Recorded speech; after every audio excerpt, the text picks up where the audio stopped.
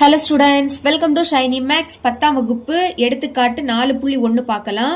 முக்கோணம் பிஎஸ்டி முக்கோணம் பிக்யூஆர் இது ரெண்டும் வடிவொத்தவை என காட்டுக. இங்க ரெண்டு சப்டிவிஷன் கொடுத்திருக்காங்க. ஃபர்ஸ்ட் சப்டிவிஷன் பாருங்க.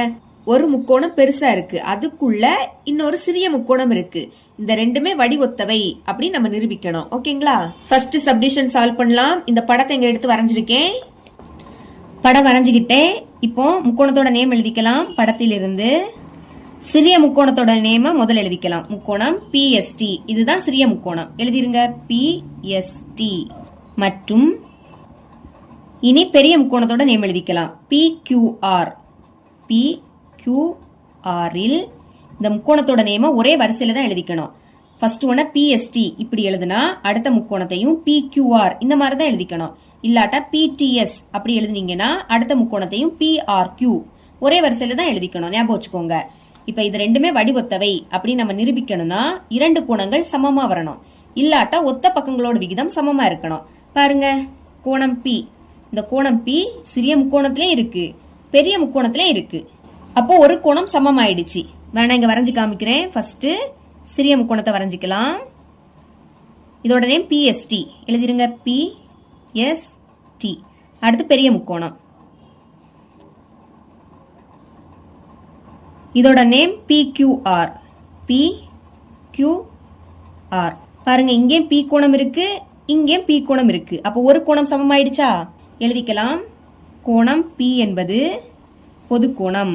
ரெண்டுலயுமே இருக்கு, அதனால பொதுக்கோணம். வடிவொத்தவை அப்படி நிரூபிக்கணும்னா இரண்டு கோணங்கள் சமமா வரணும். இங்க ஒரு கோணம் தான் சமமா இருக்கு. அடுத்த கோணத்தை கண்டுபிடிக்க முடியாது. சரிங்களா? ஏன்னா கோண அளவு கொடுக்கல, அதனால கண்டுபிடிக்க முடியாது. இனி ஒத்த பக்கங்களோட விகிதம் சமமா வருதான்னு பார்க்கலாம்.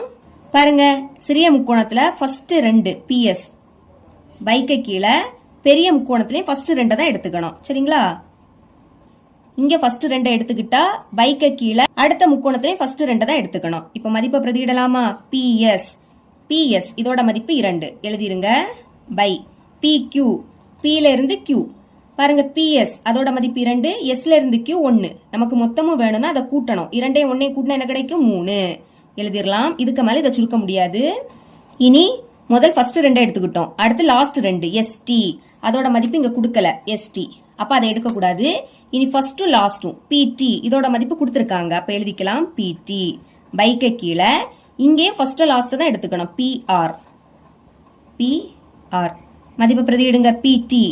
பில இருந்து டி இதோட மதிப்பு என்னது? 4 பை. இனி பிஆர். பில இருந்து ஆர். பில இருந்து டி 4, டில இருந்து ஆர் 2. மொத்தமும் வேணும்னா 4ஐயும் 2ஐயும் கூட்டணும். கூட்டினா என்ன கிடைக்கும்? 6. இப்ப இது ரெண்டுமே ரெண்டாம் வாய்ப்பாடு கேன்சல் ஆகும். 2 4 3 2 6. இதுக்கு மேல கேன்சல் பண்ண முடியாது. அப்ப மேல பாக்கி 2 இருக்கு, கீழே 3 இருக்கு. இதுதான் இதோட மதிப்பு. பாருங்க, இங்கே 2/3, இங்கே 2/3. அப்ப therefore PS by PQ சமம். அடுத்து இதை எழுதிக்கணும். PT by PR. ஒத்த பக்கங்களோட விகிதம் சமமா வந்திருக்கு. அப்போ அந்த ரெண்டு முக்கோணமும் வடிவொத்தவை தான். எழுதிக்கலாம். therefore முக்கோணம் PST. முதல் சிறிய முக்கோணத்தோட நேம எழுதிக்கணும். அடுத்து வடிவொத்தவை அப்படின்னா இந்த குறியீடு போடணும். இனி பெரிய முக்கோணம், முக்கோணம் PQR. எந்த விதிமுறைப்படினா SAS விதிமுறைப்படி. அதாவது SS அப்படின்னா ஒத்த பக்கங்களோட விகிதம். இங்க இரண்டு பக்கங்களோட விகிதம் சமமா இருக்கு, அதனாலதான் S 2 வாட்டி எழுதியிருக்கோம். இனி ஏன்னா ஆங்கிள் கோணம், ஒரு கோணம் சமமா இருந்து, அதனாலதான் அது ஒரு வாட்டி எழுதியிருக்கோம். இனி செகண்ட் சப்டிவிஷன் பார்க்கலாம். செகண்ட் சப்டிவிஷன் முதல் முக்கோணத்தோட நேம் எழுதிக்கணும். படத்திலிருந்து சிறிய முக்கோணத்தை எழுதிக்கலாமா? முக்கோணம் பிஎஸ்டி. பிஎஸ்டி மற்றும் அப்புறம் பெரிய முக்கோணம், முக்கோணம் பிக்யூஆர். பிக்யூஆரில் இப்ப என்ன சொன்னேன்? வடிவொத்த முக்கோணம் அப்படி நிரூபிக்கணும்னா ரெண்டு கோணங்கள் சமமா வரணும். இல்லைன்னா ரெண்டு ஒத்த பக்கங்களோட விகிதம் சமமா வரணும். ஓகே, இப்போ பி கோணம் பாருங்க. இந்த பி கோணம் சிறிய முக்கோணத்திலயும் இருக்கு, பெரிய முக்கோணத்திலயும் இருக்கு. அதனால பி கோணம் பொதுவானது. எழுதிக்கலாம். கோணம் பி என்பது பொதுக்கோணம். பொதுக்கோணம். அதனால ரெண்டு முக்கோணத்திலையும் இப்போ ஒரு கோணம் சமமாயிடுச்சு. இன்னொரு கோணமும் சமமா வந்துன்னா இது வடிவொத்தவை அப்படி நம்ம எழுதிக்கலாம். ஆனா இன்னொரு கோணத்தை இங்க கண்டுபிடிக்க முடியாது. ஓகேங்களா? இனி ஒத்த பக்கங்களோட விகிதம் சமமா வருதான்னு பார்க்கலாமா? ஃபர்ஸ்ட் 2 எடுத்துக்கணும். B S. இங்க ஃபர்ஸ்ட் 2 எடுத்த மாதிரி இங்கேயும் ஃபர்ஸ்ட் 2 தான் எடுத்துக்கணும். B Q. அத பைக்கு கீழே தான் எழுதணும். மதிப்பை பிரதியிடலாமா? B S. பில இருந்து எஸ். இதோட மதிப்பு 2 பை இனி பி கியூ. பில இருந்து கியூ வேணும். அப்ப என்ன பண்ணணும்? இந்த 2ஐயும் 3ஐயும் கூட்டணும். கூட்டினா 5. இதை சுருக்க முடியாது. அப்ப இது அப்படியே இருக்கட்டு. இனி லாஸ்ட் 2 எஸ்டி. ஆனா எஸ்டியோட மதிப்பு இங்க கொடுக்கல. அப்ப என்ன பண்ணணும்? ஃபர்ஸ்டும் லாஸ்டும் எடுத்துக்கணும். பிடி. அதோட மதிப்பு கொடுத்துருக்காங்க. அப்ப எழுதிக்கலாம் பிடி. பைக்கு கீழே இங்கேயும் ஃபர்ஸ்டும் லாஸ்டும் பிஆர். பிஆர் பிரதியிடலாம். பிடி.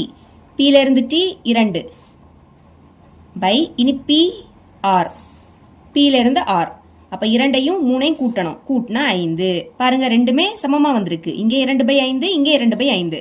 அப்ப therefore PS by PQ சமம். ரெண்டுமே சமமா வந்தனால சமம். அடுத்து இதை எடுத்து எழுதிருங்க. PT by PR. இரண்டு ஒத்த பக்கங்களோட விகிதம் சமமா வந்திருக்கு. அப்போ இந்த ரெண்டு முக்கோணமும் வடிவொத்தவை தான். எழுதிக்கலாம். therefore முதல் சிறிய முக்கோணத்தை எழுதிக்கலாம். முக்கோணம் PST. வடிவொத்தவை அப்படின்னா இந்த குறியீடு போடணும். அடுத்து பெரிய முக்கோணம். முக்கோணம் PQR. எந்த விதிப்படினா SAS விதிமுறைப்படி. இவ்வளவுதான் இந்த சம்.